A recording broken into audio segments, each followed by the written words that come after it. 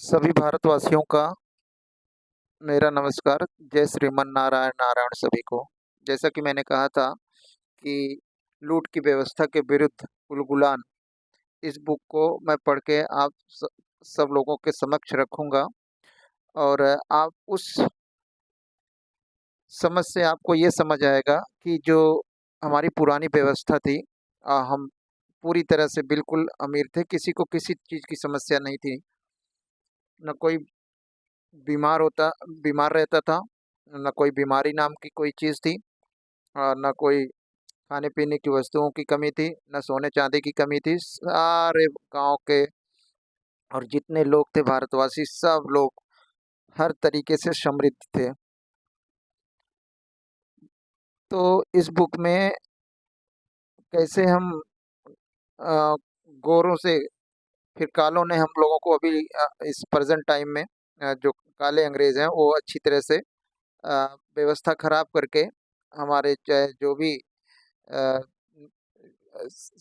चीज़ें हैं, उन सब को इन्होंने बहुत बखूबी तरीके से, जो कि हमें दिखाई नहीं देता, और ये लूट-पाट करने में लगे हुए हैं। यानी कि हम उनको व्यवस्था या कुछ भी ठीक करने के लिए साल भर में उनको टैक्स, हर कोई एम्प्लॉयी जीएसटी के तौर पे देता है, कोई इनकम टैक्स के तौर पे, जो सैलरी अकाउंट से पैसे टैक्स के तौर पे डिडक्ट होते हैं, और फाइनली उन पैसों को ये कितना मिसयूज़ करते हैं। अ, कोई भी व्यवस्था को जो खराब भी नहीं हुई है और होनी भी नहीं चाहिए, और उस पे भी ये वहाँ पैसा इन्वेस्ट करते हैं। ना तो वहाँ कोई इम्प्रूवमेंट दिखता है और ना कोई काम उनका दिखता है, सिवाय लूटने में लगे हुए हैं। तो इन नौकरों को अच्छे से ये समझाना होगा सारे लोगों को। वो भी जब आप सब लोग इनके काली करतूतों को अच्छे से समझ जाएँगे, कि ये किस तरह हम लोगों को मैनिपुलेट, चालाकी से झूठे-झूठे वादे और अफ़वाहों को फैला के लूट रहे हैं, और कोई भी ऐसा कानून थोपते जा रहे हैं जो कि किसी को भी उस कानून से सहमति नहीं होती, फिर भी कानून हमें, ना कोई कानून से कोई अवेयर होता है, ना कोई उसका अ, अवेयरनेस के लिए गाँव में उन कानून के नियमों को बताता है कि जो हमारा कलेक्टर हो उसकी ज़िम्मेदारियाँ, मतलब सब गैर ज़िम्मेदार जितने नौकर बैठे हुए हैं, जो टैक्स से हमारे पलते हैं, उनकी कोई ज़िम्मेदारी, कोई जवाबदेही नहीं, और मौज-मस्ती अपना खूब कर रहे हैं, क्योंकि गलती हमारी है, क्योंकि हम अ, नहीं इस चीज़ को समझ पाते कि हम असली जो सरकार होती है, वो जनता ही होती है।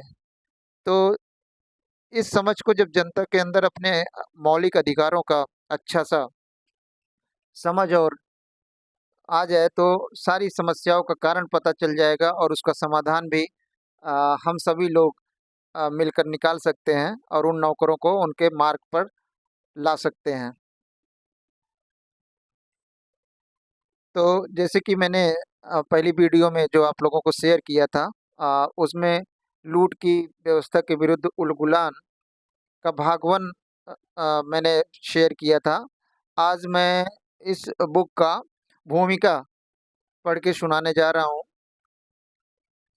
तो आप इसे समझिए और अपने जीवन में उतारिए। ये सबके लिए ज़रूरी है, क्योंकि जब हमारी पुरानी व्यवस्था पूरी तरह से डिजिटल हो जाएगी, अगर जैसे अगर कोई भी चीज़ के बारे में या जानकारी सब डिजिटल हो जाए, तो डिजिटल को कभी भी असली चीज़ों को हटाया जा सकता है या मिटाया जा सकता है। यानी हम अपनी परंपरा से बिल्कुल दूर हो जाएँगे, हमारे बच्चों को सही जानकारी कभी भी मिल नहीं पाएगी।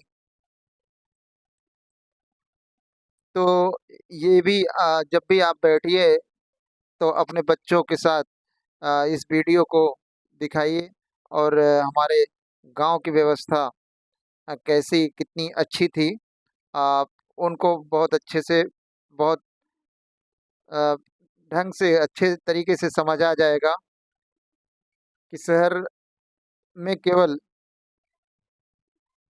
गाँव, जब 10 गाँव टूटते हैं तो एक शहर बनाया जाता है, और इन नौकरों ने अपनी मौज-मस्ती के लिए शहर को बनाते जा रहे हैं।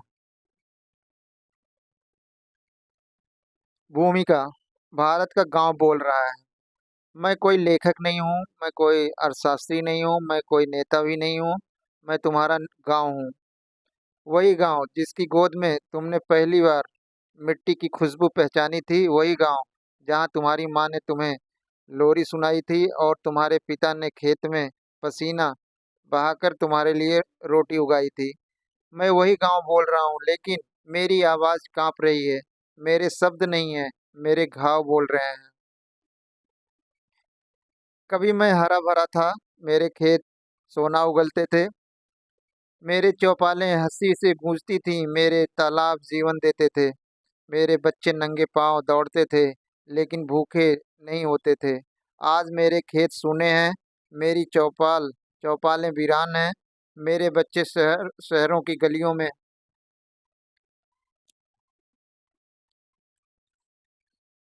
अपनी पहचान खोजते फिर रहे हैं और मैं कर्ज में डूबा खड़ा हूँ।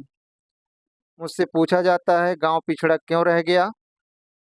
कोई मुझसे यह नहीं पूछता गांव को पिछड़ा किसने बनाया। गांव तो पहले पिछड़ा नहीं था। गांव को पिछड़ा बनाने में रॉकफेलर रॉथस्चाइल्ड जैसे माफियाओं का उसमें उर्वरक या उन कीटनाशक दवाओं का यूज कर करके हमारी को ये प्रोपोगंडा बताया गया कि उर्वरक डालने से, फर्टिलाइजर डालने से, कीटनाशक डालने से हमारी पैदावार बढ़ती है। जबकि ये प्रूफ हो चुका है कि ऐसा कुछ नहीं है।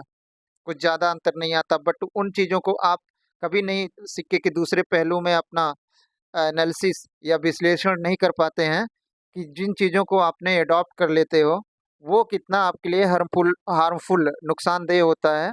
अगर ये चीज़ समझ में आ जाए तो अगर 1 बीघा में 5 कुंतल अनाज की जगह 10 कुंतल हो रहा है तो 5 कुंतल एक्स्ट्रा पैदा करके ही क्या करेंगे, जब वो आपको पूरे परिवार को बीमार रखता हो, पूरे गांव को बीमार रखता हो। ऐसा अनाज जो जहरीला अनाज बन जाए तो हम उस फर्टिलाइजर या कीटनाशक को क्यों यूज करेंगे। हमारी तो वही गोबर की खाद ही सबसे बेस्ट होगी। तो मैं आगे बढ़ता हूँ। मैं गवाही देता हूँ, मैं गरीब नहीं था। मुझसे मुझे गरीब बनाया गया। मेरे पास आज भी वही मिट्टी है जिसमें अन्न पैदा होता है। मेरे पास आज भी वही हाथ हैं जो मेहनत करना जानते हैं। मेरे पास आज भी वही प्रकृति है जो जीवन देती है। फिर भी मैं कर्जदार हूँ। यह कैसे संभव हुआ? जिस बैंक के पास न खेत है, न गाय है, न अन्न है, न पसीना है, उसके सामने मैं गिरवी कैसे हो गया?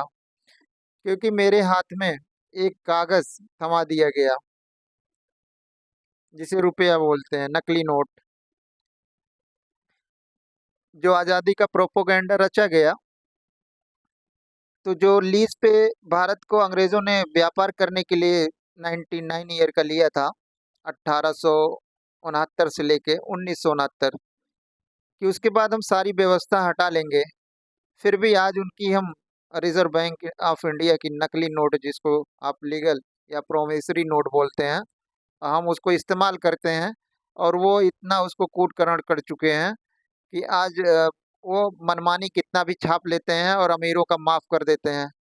और हम गरीबों को जो भी कर्ज का नकली नोट पैसा दे के हम मांगते हैं रुपया, और बैंक वाले हमें नोट थमा देते हैं।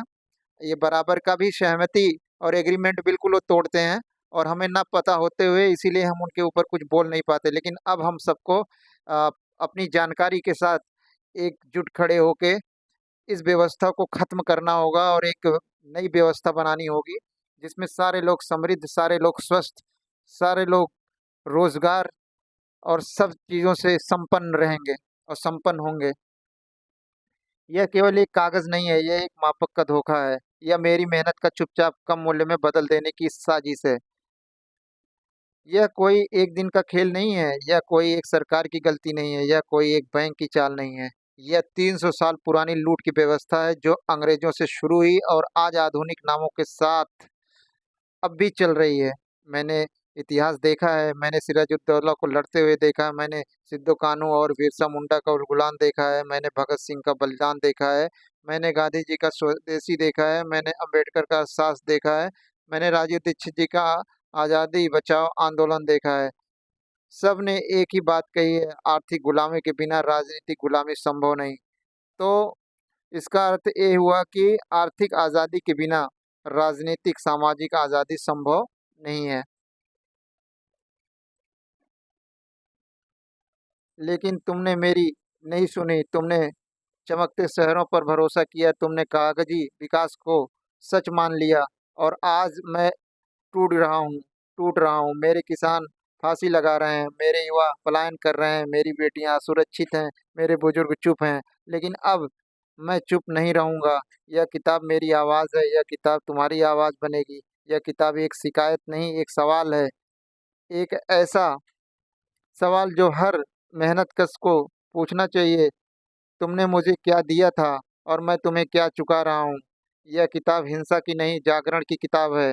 यह तोड़-फोड़ की नहीं, चेतना की किताब है। यह उलगुलान डंडे से नहीं, ज्ञान, कानून और एकजुटता से लड़ा जाएगा। तो आओ फिर से चौपाल सजाएं, फिर से सवाल पूछें, फिर से अपना रुपया, अपना गांव, अपना स्वाभिमान पहचानें। क्योंकि अब समय आ गया है गांव के रोने का नहीं, गांव के जागने का। और जब गांव जागेगा तो भारत फिर से अपने पैरों पर खड़ा हो जाएगा। तुम्हारा अपना, तुम्हारा ही गांव। धन्यवाद।